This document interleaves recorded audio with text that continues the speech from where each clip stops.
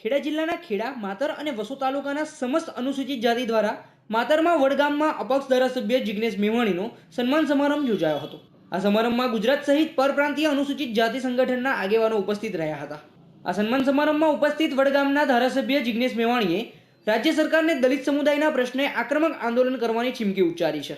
વધુમાં તેમણે જણાવ્યું હતું કે સમાજના વંચિતો, પીડિતો અને શોષિતો માટે પોતે હંમેશા અવાજ ઉઠાવતા રહેશે અને વિધાનસભામાં પણ સચિન તેંડુલકરની જેમ પ્રશ્નો ઉઠાવીને ફટકાબાજી કરશે। બોલો જિગ્નેશભાઈ, સમાજે ખૂબ મોટું સન્માન કર્યું, શું બોલો? બહુ ઓછા લોકોનું આટલા લાંબા વખત સુધી આટલા સાતત્યપૂર્વક સન્માન થતું હોય છે।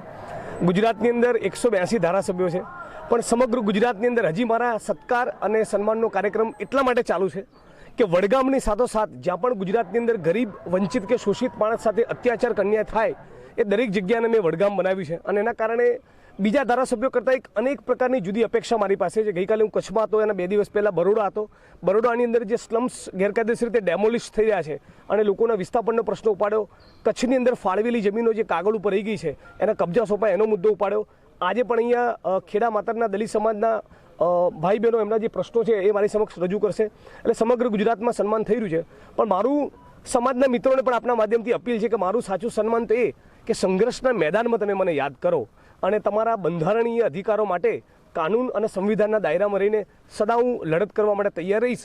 ખાસ કરીને આપ સૌની માધ્યમથી એ પણ કહેવા માગું છું કે અહીંયા નગરપાલિકાઓની ચૂંટણી છે, તો જે નારો અમે આપ્યો હતો 2017ની ગુજરાત વિધાનસભાની ચૂંટણીમાં પાડી દો, એ જ નારો પણ ભાજપની સામે અહીંયા ગુંજતો કરવાની જરૂર છે। સ્ટેન્ડ મેળવ્યા પછી સમાજને ભૂલી જતા હોય, શું કહો છો? બિલકુલ, ગુજરાતની વિધાનસભાની અંદર જે રીતે દલિત, આદિવાસી, મુસ્લિમ, મજૂર વર્ગ, ખેતમજૂરો, ખેડૂતો, અગરિયાઓ, માલધારીઓ, આજે વંચિત તબક્કાઓના પ્રશ્નોને વાચા નથી આપવામાં આવી આટલા વર્ષોમાં અને એના કારણે ક્યાંક ને ક્યાંક સ્વાભાવિક રીતે સમાજમાં આ પ્રકારની લાગણી છે।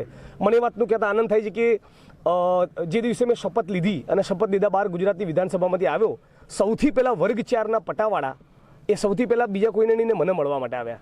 એટલે વંચિત અને પીડિત તબક્કાના મારી પાસેથી બહુ અપેક્ષા છે, તો મારો પણ સામે પ્રયત્ન રહેશે કે કોઈ એક જાતિ વિશેષ નહીં, ગુજરાતના તમામ વંચિત વર્ગોનું, ગુજરાતની 6.5 કરોડ જનતાના જે બી ગરીબ માણસ છે બધાનો અવાજ બનવું। વિધાનસભામાં પ્રશ્નો ઉઠાવશો?